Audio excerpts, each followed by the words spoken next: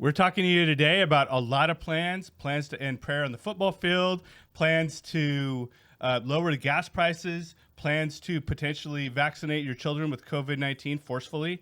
All of this and more on today's show. Welcome to Relevant Rants. I'm Mike Harvey here with Tom Touchstone and Kyle Lawson. So glad to be here. And really, I think the biggest thing is freedoms, right? Our freedoms are being... That's America. Yeah. It's America. Like we should have more freedom, right? Everybody should. And that's why people come to America. Yeah. Freedom. Yes. Yeah. But they're kind of being eroded away, you know? So, you know, that's a lot of what we're about here at 511 Media Group and MLH Productions. And we put something together for you guys. Daily encouraging emails, as well as a series of videos to strengthen your foundation of faith, family, and freedom. But let's jump into today's discussion. Kyle? Yeah, well, I have two little ones, two daughters, and they're age 5, 7 now, and so they're right at this threshold, and we're seeing that vaccines are now being approved by the FDA for children 5 and below, and I've had both of my daughters get COVID. My wife and I both have, and my whole family's had, and my daughters have, and my wife have had it twice. Well, vaxxed or unvaxxed, you get it. Yes. It is what it is. Like you would think that somehow you'd elude it if you have taken the jab, but apparently that doesn't totally prevent you from getting it either. So, well, Fauci just has it, and Fauci said a few years ago that if you get the vaccine, you shouldn't be susceptible to the virus. Yeah. That was the first opinion, and I know it's changed now. But I think we thought we were kind of out of the woods. I feel like even though it's kind of running rampant right now, I don't know if you guys have noticed that it's mainstream again. It's getting back there, and I think that there's. I personally know people who've had it now. Yeah, me too. And what I'm finding is that majority of them, and I mean with exception to maybe a couple, it's very mild, very very mild. Well, yeah. What's interesting is everyone in my family, including my parents, my sister, my kids, my wife, everyone got it. I never got it, and I tested. Well, that you know of. No, I tested. Did you do an antibody test? I did the rapid test. Okay, because I did the same thing. So my family got it. I took a test. My test was negative. I went to the doctor, did antibody test. They said, no, you definitely just had it. Oh. Said, okay, so you could have a false test. Yeah. Which goes to show you that the data that we're working with, is it even accurate? I'm getting confused. Yeah. I've been boosted. I'm not boosted. I've had the vaccine. But I'm not going to. I was ready to get the booster, and my doctor said, let's hold off. Yeah. Now, after we get up to like 2 or 3 boosts, my doctor's like, no, we're not doing this. Yeah. And I'm listening to him. Yeah. Rand Paul brought up a good, he was grilling Fauci, Rand Paul was. And it was funny. He said, in relation to boosters, he said, what is the data that we're going off of to continue providing these boosters? Is it just that every time someone gets a shot, that they get a boost of antibodies or proteins? Because if that's the case, let's just make it 100 boosters, right? And the reality is true. It's like, is it needed? That's the thing. Are you supposed to, or do you need to get a booster after you've had natural immunity? It's a good question. There's not enough studies into this. And that brings to the question of the kids. So to take it back to the kids, we see that overwhelmingly, and I mean overwhelming, like 0.0003 of kids is what I've read, succumb to this. And that's a huge number. But that's only considering the amount of kids that have been confirmed positive. My kids didn't. We didn't report to anybody. I don't know anybody who reported theirs. That we could be working with a number that's double the data. Yeah. And that would even take that 03 to 000. It's like, right. Gosh, do we stop selling bicycles because of the danger? Do we stop allowing kids to drive in cars? It's one of those things where your children are younger. I have a 26 and 23. They've not been vaccinated because they've opted. They've been to college. They've in the workforce. My oldest works in a university system, and they're worried about just what it does to their body. But it goes back to my body, my choice. Well, and that's what I wanted to bring up next, is because it's really easy to say, this isn't easy to say. For some, it is easy to say, 9 months old, let's go ahead and abort this child, because that is a baby. Let's abort this child because it's my body, my choice. But, you have a 6-month-old, mandatory vaccine. No more my body, my choice. And well, I'm not even sure how much the mandatory is, because I do know from my experience, when I was sick I did get the vaccine, the first one. Haven't got anything else by my doctor's advice. But my girls didn't, not even my wife, who's a superintendent at the public Right. school system. And she just says, through my illness and my doctor's wife, because my wife has hybrid Crohn's, that I'm not going to take it, but I'll test. Right. So they were able to test each week. And when she did test positive again, she stayed home. Right. And she's seeing that in her school too. And so it's all the employees are given a choice. So I still go back to, and that's what I love about our show. A lunch break is when we get other people in with different opinions. I love to hear them. I think everybody's opinion, everybody's voice should matter. Yeah, and it's going to be relevant to your situation. If you had a kid that did get hospitalized, you're going to have a totally different outlook.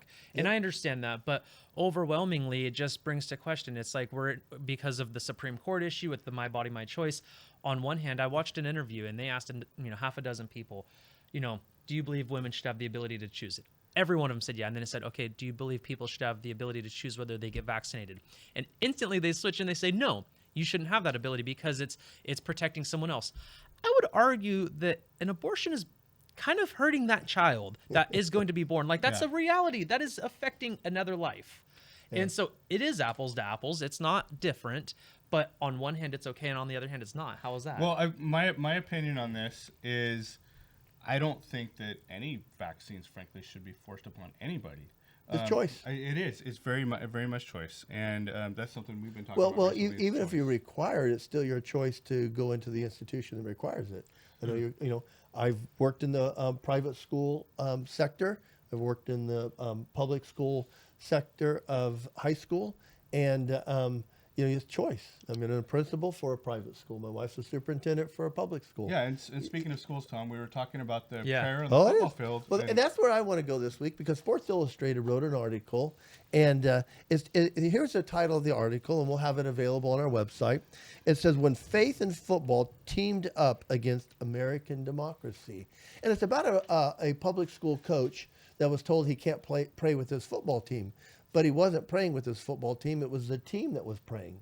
And what I understand through my wife, who's a public school superintendent, is children or kids can initiate prayer. Mm-hmm. Teachers don't lead it, but they can let kids involve it. And when you're talking about prayer, they're talking about other things that happen in the school. Yeah, but Tom, was he... So he's taken his case to the Supreme Court. So the Supreme Court's going to decide on this. But I thought, as Sports Illustrated printed that article, I don't think they printed the coach's side of it. They just talked about how the case was going to degrade America's democracy. But our democracy is based on people voting for people that have their like beliefs. And in these areas, they could have the same like beliefs. So it's not eroding our democracy. It's enforcing it, actually, and we have to go to the Supreme Court. So as we go to the Supreme Court, I'm not saying that Sports Illustrated shouldn't publish this article, but we should be able to have another conversation. That's what we're doing right now. Because I've been a coach. Mike, you played for me. Yeah. There again, I see football players wanting to end it in prayer. I've seen professional football players still doing it. Well, they take a knee, they point up to the sky, they do all sorts of things. But is he leading the team in prayer, or is he just praying? He's allowing them to do it. So then what's the problem? Well, that's what I'm saying. We're going to court, and Sports Illustrated is saying it's eroding American democracy. But it's not eroding American democracy because American democracy is built around citizens electing officials with like beliefs to represent them. So as we're representing it, this is something that's made its way to the Supreme Court, and they're gonna judge on it. They're based on that. But I also think it's a bit of a fallacy, right? Because we actually don't have a democracy per se. We have a representative republic. Well, I know we do, but I think that's the point you were making. Yeah, saying we vote for people that we want to share represent us. Represent us, and that's the whole idea. So I'm just saying that Sports Illustrated just took it upon themselves to print this article, but they're making it look like that faith is eroding our democracy because it's being pushed on people, and that's not the case. That is basically you have players who want this. When I coached, Mike, we prayed, but not everybody had to join in. Right. It was something that kids wanted to do. And I think it showed a lot of leadership when you got both teams together after coming together with a physical intensity. And Mike, you were a heck of a linebacker. Yeah. You know, when you played football, I mean, you were wanting to tear off those kids' heads, right? Yeah. At least the helmet. Yeah. And you did that. But I'm just saying, when you got to be there and you could say what it meant for you when you were a student or a player, it felt like there was some unity brought back into it, right? It did. Yeah, absolutely. And When you sat down, whether you won or lost, you were able to Well, and connect my with daughters, those kids. so my kids go to private and they pray. I mean, they do worship in the morning, they do chapel, they pray before a meal, and they rehearse scripture. But like, they love doing it. Yeah. Every kid, like if you go and watch chapel and watch worship, they're having fun. It's not like it's a punishment or a painful thing. They're dancing, they're swinging, they're enjoying I it. don't want to get my wife in trouble, but my wife taught, in the public school system, and she'll come on a Monday and she'll tell the kids what they do the weekend, and some of the kids say went to church, and they'll say, when we went to church, this is what we did. Yeah. And my wife lets them. She's just connecting with her students. That's all. She That's just it. did, and they're just talking about what they Yeah. did. Yeah. And so, but the other kids are talking about what they Well, did. I can't see how you could possibly go on the argument that it's breaking down our democracy, Yes. right? Well, our entire democracy is based on freedom of religion. Like, that's And one choice. of the very first things, Yeah. right? So what they're trying to do is strip away freedoms and Blame it say- on faith. Right. It's exactly the opposite of the point they're trying to make, frankly. And I support somebody who doesn't want to come pray. Sure. I run into that all the time. There again. Well, they're allowed to teach evolution. Yeah. That's been a thing. As a science. Yeah, as a fact. Yeah. So as we're out there, I don't want you to get the wrong impression. I'm for people with different opinions of mine. I mean, you guys know it, and I like to hear it. I think we should have conversation, but I just take offense, and I want to rant about it when somebody comes out and says, "Oh, it's faith that's doing that," Right. and we're trying to push it on somebody, and that's not the case. We're just trying to let kids express themselves after the end of a football game, maybe through faith. Right. Well, they're trying to limit freedoms and put people inside of a box and say, "Oh, we'll come to this outcome of you have more freedom because we're taking things away." And that's kind of like we were talking about the oil thing, and Biden's been on these oil companies, the companies, right? Hey, let's bring down the prices. It's the oil companies' fault. They're the greedy oil companies. Well, frankly, they just need to make a profit. We run a business, Tom. You've been involved in several businesses. You're a business owner. Like the big thing. It doesn't work if you don't make a profit. It doesn't. Well, the oil execs came out with a 10-point plan, and I just dropped my paper, but we'll link it up in the article for you guys. But there's a 10-point plan that was an article written by Daily Wire. So shout out to Daily Wire. That they went through, and basically every single one of their points was Would you like me to pick it up? You can if you want. Make it easier for us to do business, right? Right. And if it's easier for us to do business, yeah, we can bring down the prices. Right. But we're not going to go out of business. But like how come it doesn't work, right? So I would just real quick read off these 10 points. But number 1 is lift development restrictions on federal lands and waters. Number 2, designate critical energy infrastructure projects. And I think renewable energy should be part of that. Absolutely. 3, fix the NEPA permitting process. 4, accelerate LNG exports and approve pending LNG applications. Unlock investment and access to capital. Dismantle supply chain bottlenecks. Advance lower carbon energy tax provisions. Protect competition in the use of refining technologies.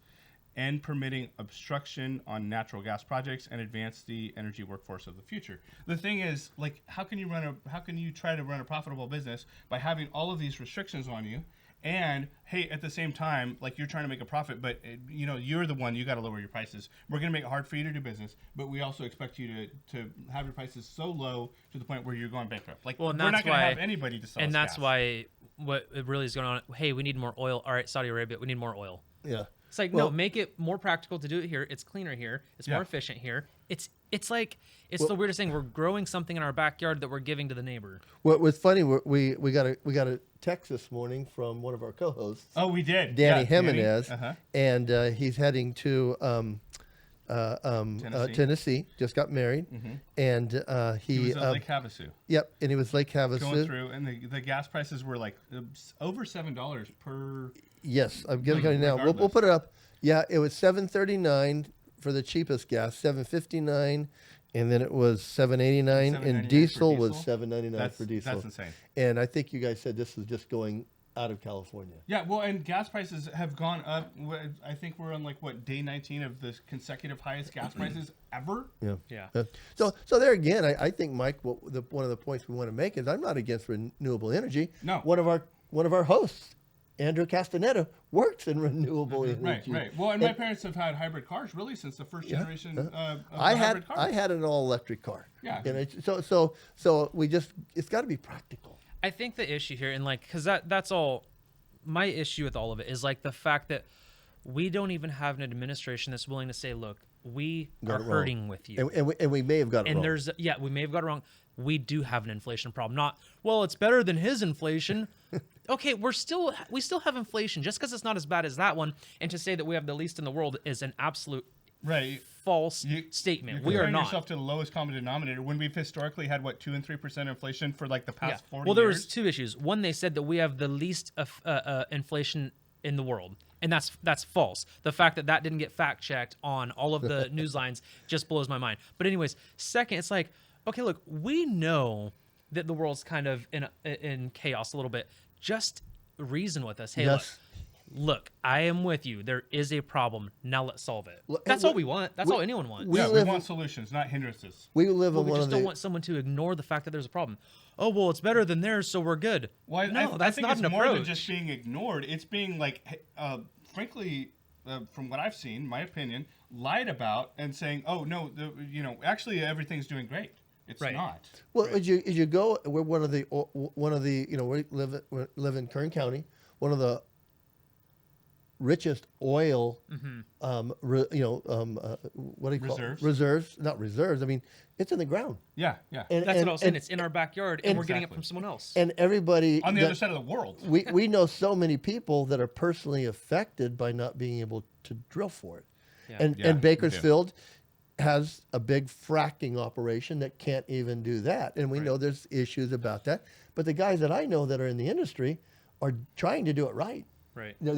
I don't see anybody flagrantly going out and saying, I want to ruin the economy. I want to ruin the groundwater because we're trying to protect it. But on the contrary, we have heard our president come out and say, I'm putting a stop to oil. It's if you don't think that narrative... Our governor. Oh, our governor, yeah. But that's what I'm saying. Everyone in leadership right now is saying, we're stopping oil. And then they're surprised when, we just need to drill more. No, you're making it impossible to drill more, and you've said it by saying it. It's funny because I have friends that have auto dealerships in Bakersfield, and I keep asking them, really, can you be at complete electric by 2030? They're like, no. But I think they know that. It's just a goal, target. And then they'll move it. It's a target. Yeah. So I get that. So Kyle, anything you want to leave the audience with, closing thoughts, or Tom? I just want to make sure that our audience doesn't think we're all just one-sided. Right. I think we need renewable energy. I don't think everybody should have to pray after a football game, but I don't think it should infringe the rights of the people who want to. And I think with the vaccination, it's a choice. Yeah. My family, when I made the choice to get vaccinated, were like, and I go, this is a personal decision. My wife made one for her, and my kids made one for them. But then my doctor with me, when they started doing the booster, he says, no, we're holding off now. Yeah. And so I'm with you on these final thoughts. It's that my thought is that you have to be willing to. So I've heard it said before that you should be able to argue the opposite side of your point better than you can argue the other side. And that's I was taught that really young. So I'd always try and look at things through two lenses. And so that is the reality. You want to look at, okay, are we talking about freedom? Where does it stop and where does it start? Okay, it's a big deal.